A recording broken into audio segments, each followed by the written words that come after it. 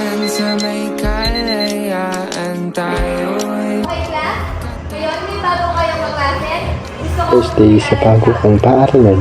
Nakakahiya pero kailangan mag-aaral. Hi, ako nga pala si Kevin Martinez. Nakatitigay siya sa akin?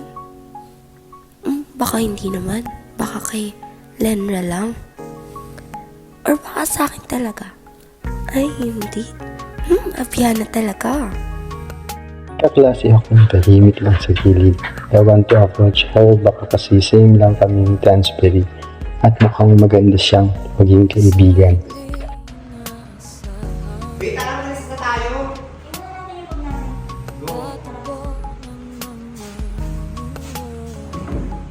Naging mag-friends naman kami, Abiana pala niya. Habang tumatagal ng banding namin ni Abiana, nagkakaroon ako ng feelings sa kanya. Tara na, Lerian. Tuloy na tayo. Tara. Wala naman sila yan na. Oo nga. Uy, Kevin, hindi ka pa uuwi? Ay, hindi pa eh. Hindi nyo aayain si ano? Ah. Ay, wala. Sige, wala na kami. May naman ng te. Napapalo na ata siya.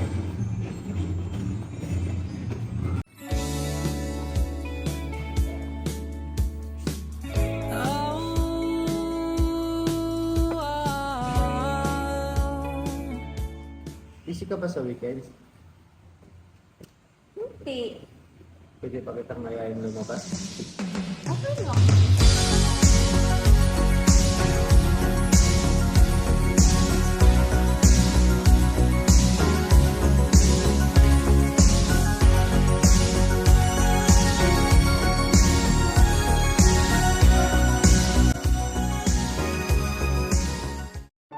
Ano ba nung nag-transfer ako dun sa school natin? Tapos nakita kita dun sa dulo na walang katabi at mayroong vacancy. Gusto kong lumapit kaso sabi ni ma'am na dun ako sa harapan para maging close ko naman. Bakit di ka nila pinapansin sa room? Ewan ko. Dati naman, papansinan kami. Pero lang po ang nangyari ngayon. Wala ka bang mga kaibigan mo? Meron. Sila. Ba't di ka nila nilalapitan parang pinapausap mo nila? Ko alam. Siguro nung simula yun. Yan na. Huwag mo akong iwan ah. Oo, hindi kita iiwan. Ako din nakalimutan. Saglit lang, may kukunin lang ako. Sabi mo di mo ako iwan. Please, saglit lang. Para sa'yo mga pala. Bakit? Ito sa'yo. Para saan to? For being a good friend. Ang papangalan natin dito? Luna. Bakit? Because you are amazing. Picture tayo. Pag nga. Hindi, para sa memories lang, remembrance natin. Sige na.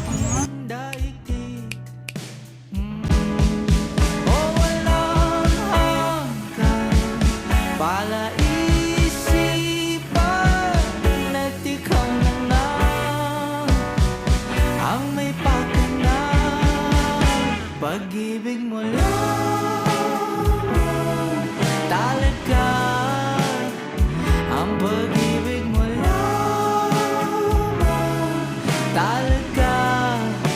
Basta promise mo sa akin, huwag mo akong kakalimutan ha. Huwag mo din akong iiwan. Promise? Kulay, pag-ibig mo lang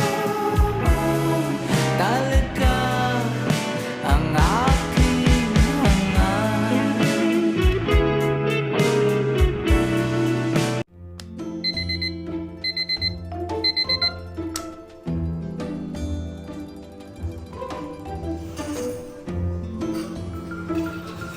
Bakit wala kaya si Abiana? Pwede magtanong. Ba't di pa kapasok si Abiana? Wala tayong abyan pa pa. Hindi, meron yung nakaupo doon. Sino Abiana? Abiana Gonzales. Nakayong nakaupo doon. Meron. Vacant na doon. Meron akong nakikita na nakaupo doon. Anong abyan na? Si Abiana Gonzales po. Gonzales.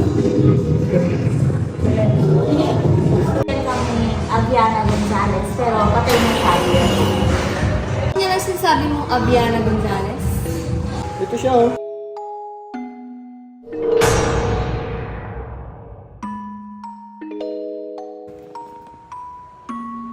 Wala ka naman kasama dito. Ay, ano eh. Saan siya sabi ng Aviana? Actually, may kaibigan kaming Aviana Gonzalez. Pero, yung kaibigan namin na yun, kaibigan namin siya since elementary. Tsaka, sabi mga kaibigan, siya rin yung pinakatahimik, mabayat at matalino. Aviana!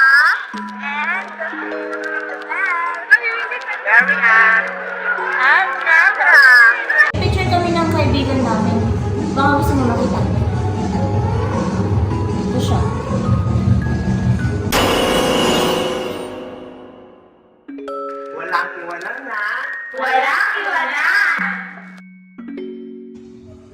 Ito ba yun? Sinasabi mo? Oo, siya yun. Yun ba yung sinasabi mong kaibigan yung patay na?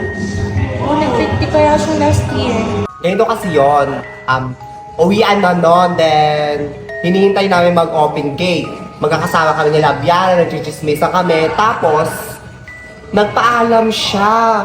Sabi niya may kukunin lang siya pero hindi niya sinabi kung ano yun. Gusto namin sumama, pero tinatamad kami. Baka kasi mag-ikot-ikot pa kami. Sinabihan namin siya na hintayin namin siya dito. Pero pinauna niya na kami. Actually, hinintay nga namin siya ng matagal eh. Kaso hindi na siya bumalik. Mga te! 6 o'clock na. Nasaan na si Aviana? Kaya nga, te, baka nagbikti na siya. Charis. Kaya baka na traffic. Grabe kayo ah. Tara, puntahan na natin. Baka hindi niya manap yung mga gamit na hinahanap niya. Hala, te! Wala ka sa kalabog ng suso ko. Walang anong te. Wala ba? Pero, ang lakas din ng heartbeat ko. Bilisan na lang natin. Baka Tara na napano nga, na yun. te. Baka napano na si Abiana.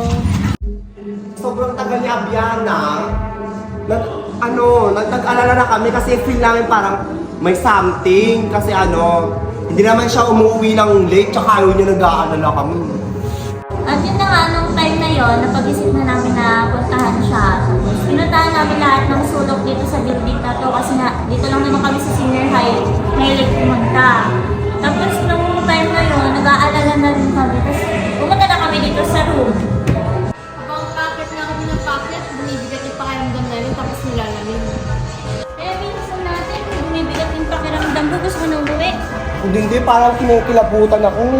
Nilalamig na ako eh. Saka si Aviana.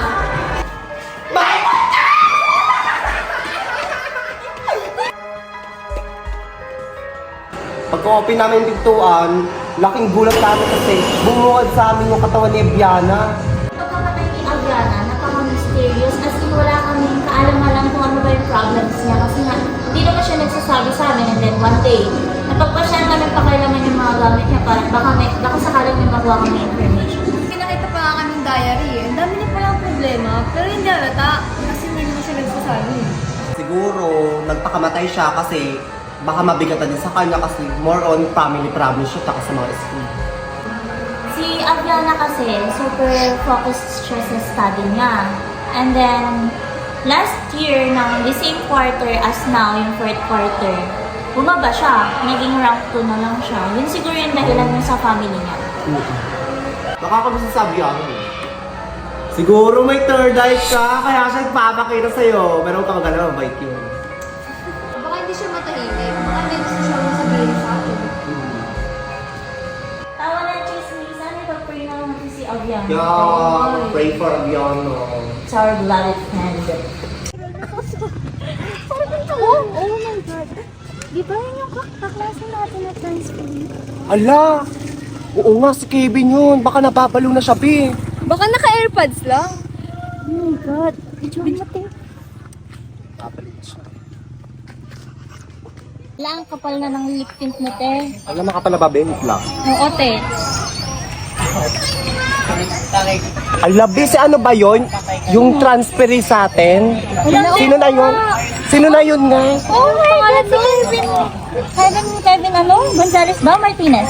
Martinez! Ah, sige. Ala, Oh, Bi. nagkaklase tayo, baliw! Bi, nababalo na siya, Bi. Oo, happy.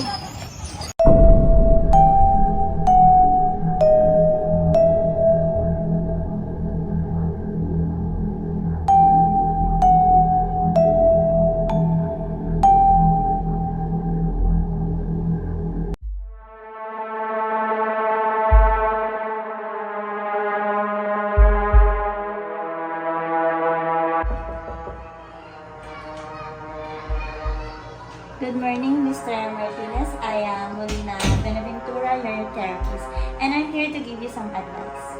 I list down all the things that you need to do so that you can recover to your depression. So I want you to read this. After you read that, the time and the medicine is all there. And here is your medicine. Just follow the instruction. I'll give you some medicine because I already know your situations. Thank you.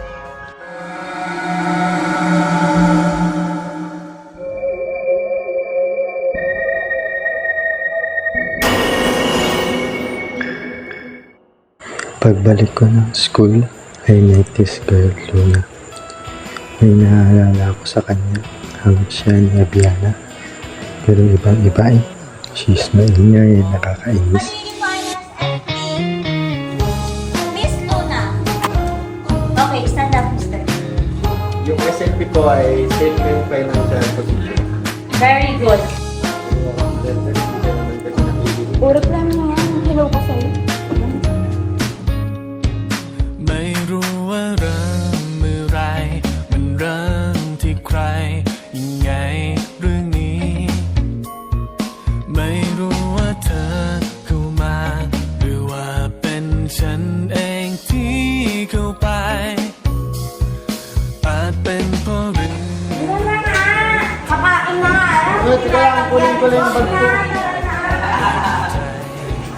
สิ่งที่ฉันรู้ก็เพียงตอนนี้ Kevin! Bukas sa park, punta ka 4 p.m. Pag ikaw wala.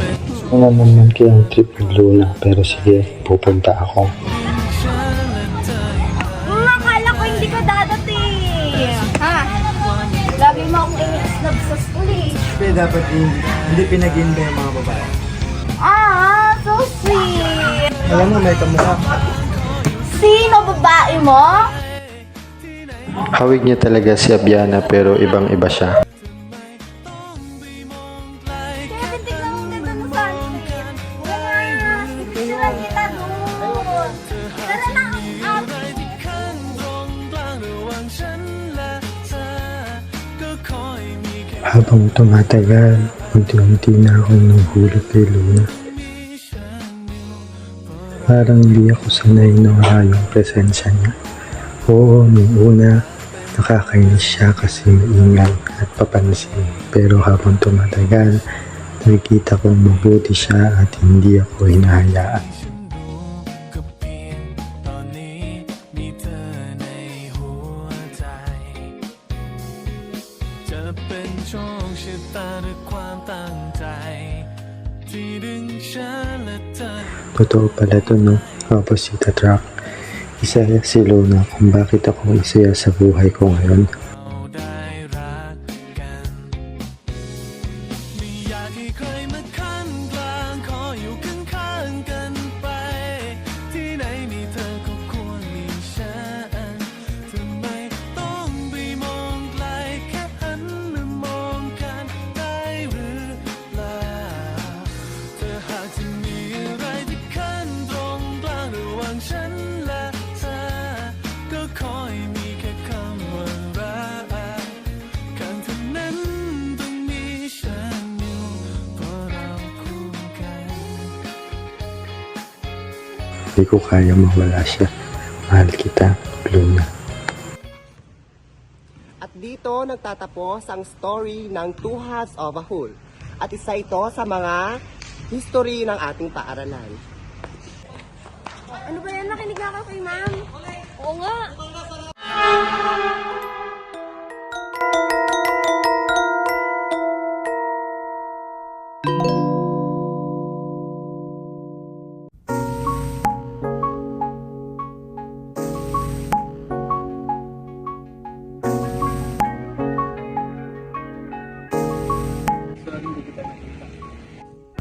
Basta next time, magdala ka sa cellphone sa akin.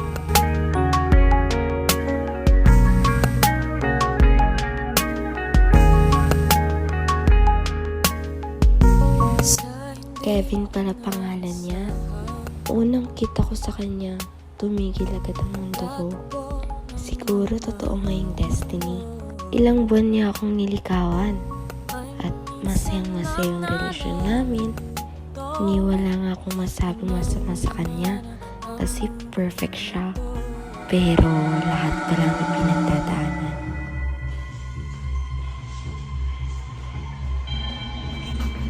Hi, love! Ano yan? Ano yan? Wala nga.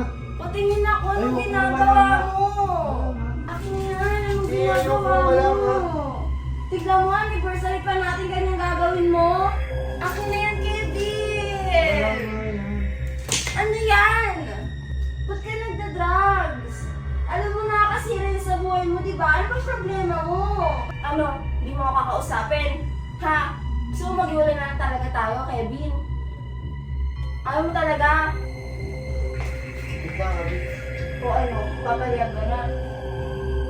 O, ba't di ka makasagot? Pariyag ka na, para hindi na tayo mag-iwalay. Kaya ko naman magbago nang hindi nagpapariya. Eh, ayoko nga. Wala ka bang tiwala sa akin na kaya ko magbago? Wala. Nang malaman ko yun, pinigilan ko yung sarili ko na huwag siyang kausapin. Baka kasi sakaling magbago siya.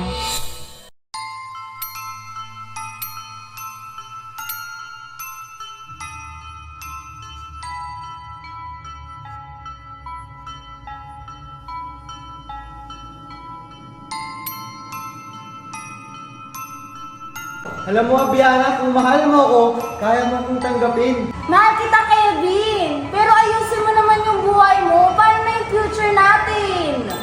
Eh, masaya ako sa ginagawa ko. Dapat maintindihan mo ako. Hindi. Masisira nga yung buhay mo.